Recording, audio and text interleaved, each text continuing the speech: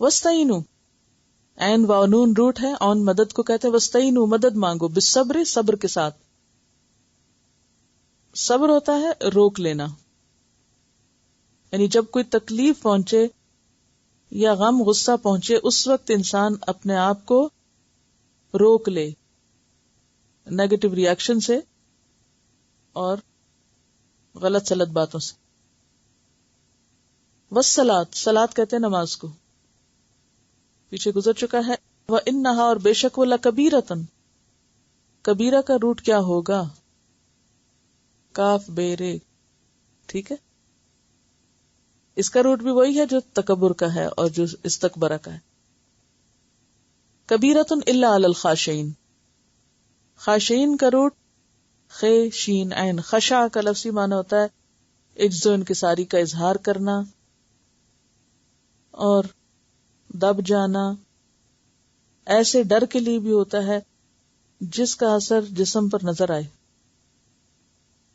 تو ڈرنے والے یعنی ایسا ڈرنے والے کہ وہ ڈر ان کے شکل پر بھی نظر آ رہا ہو، اللہ سے ڈرنے والے. وَاسْتَعِینُوا، مدد مانگو، یعنی نیکی کے راستے پہ چلنا آسان نہیں ہے، اس کے لیے اللہ کی مدد چاہیے جو ہم نے پہلے دن مانگی تھی. کیا کہا تھا؟ إِيَّاكَ نَعْبُدُ إِيَّاكَ نَعْبُدُ وَإِيَّاكَ نَسْتَعِينُ، تیری عبادت تیری مدد کے ساتھ ہی ہو سکتی ہے، اور رستہ بھی تو دکھائے گا، طریقہ بھی تو سجھائے گا کہ ہمیں کرنا کیسے ہے. وَاسْتَعِینُوا بِالصَّبْرِ وَالصَّلَاةِ، اور مدد مانگو صبر کے ساتھ اور نماز کے ساتھ. نبی صلی اللہ علیہ وسلم کا طریقہ کیا تھا؟ جب کوئی مشکل وقت آتا فوراً نماز کی طرف دوڑتے تھے. اور یاد رکھیں کہ کسی بھی چیز میں جلدی نہیں. صبر کیا ہے؟ رک جانا، روک لینا.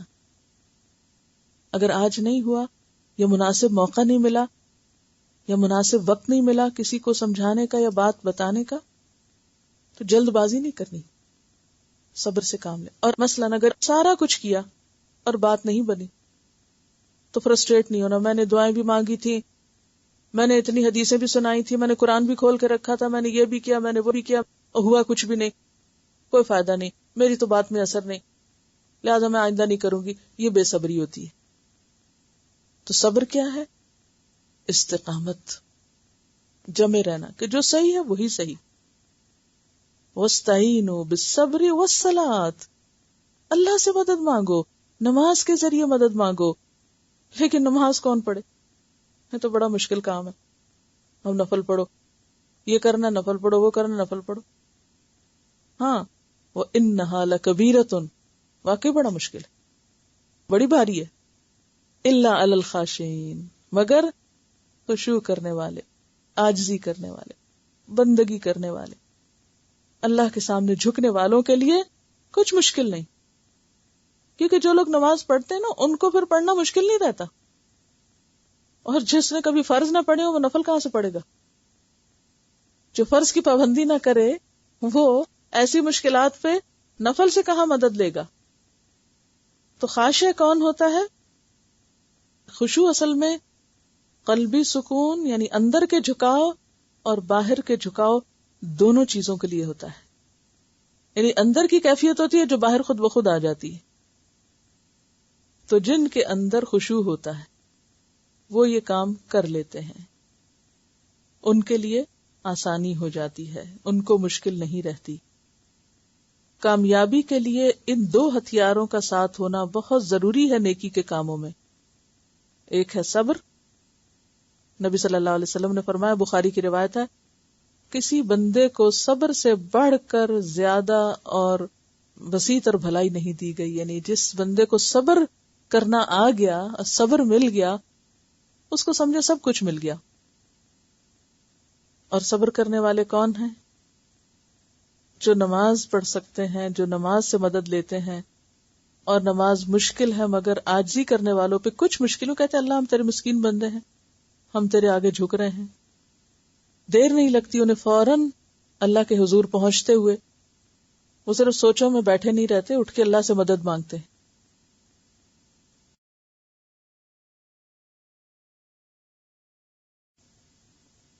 الذین وہ لوگ، یظنون، زوئے نون نون، زن کہتے ہیں گمان کو، کسی چیز کو دیکھے بغیر اس کے بارے میں رائے قائم کرنا. سمجھ رہے؟ کسی چیز کو دیکھے بغیر، سنے بغیر، جانے بغیر اس کے بارے میں کوئی اوپینین بنا لینا. ایسا کرتے ہیں لوگ. یہ بہت کمزوری ہے لوگوں کی. کسی چیز کو دیکھا ہی نہیں، خود سے خود اس کے بارے میں کچھ. تو اس کے پیچھے کون ہوتا ہے پھر؟ یہ کس چیز کا عمل ہوتا ہے؟ شیطان کا یہی کام تو ہے کہ وہ ہمارے دل میں خیال ڈالتا رہتا ہے، اور من گھڑت خیال، یعنی جو ہمارے وہم و گمان میں بھی نہیں ہوتے، وہ چیزیں دماغ میں لا کر دوسروں کے بارے میں بدگمان کرتا ہے. لیکن ظن کے بعد اگر انا یا انا آ جائے تو اسی کا معنی یقین بھی ہو جاتا ہے، کیونکہ انا بے شک. اب یہ گمان کیا ہو گیا؟ یقین میں بدل گیا. اور لغت ازداد ہے عربی زبان، جس طرح شراء کا معنی خریدنا اور بیچنا دونوں ہے، اسی طرح ظن میں گمان اور یقین دونوں معنی پائے جاتے ہیں. لیکن یقین معنی کب کریں گے اس کا آپ؟ جب اس کے بعد انا آئے گا.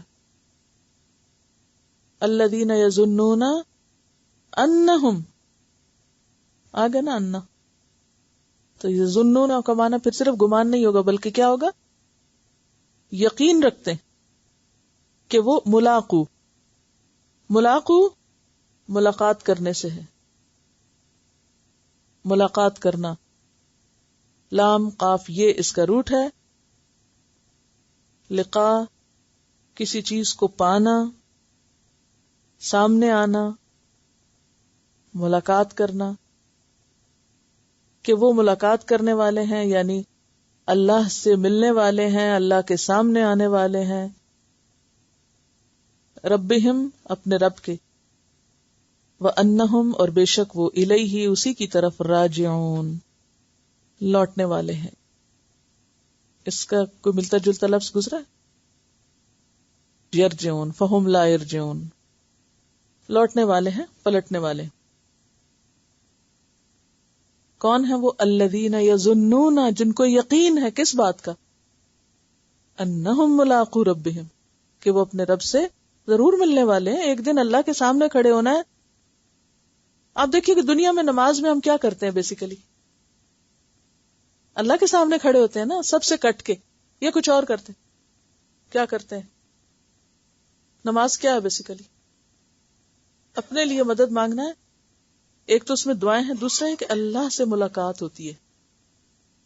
آپ نہ بولتے ہیں، نہ کھاتے ہیں، نہ پیتے، نہ کہیں اور دیکھتے ہیں، تو اس کا مطلب آپ کہیں اور ہیں.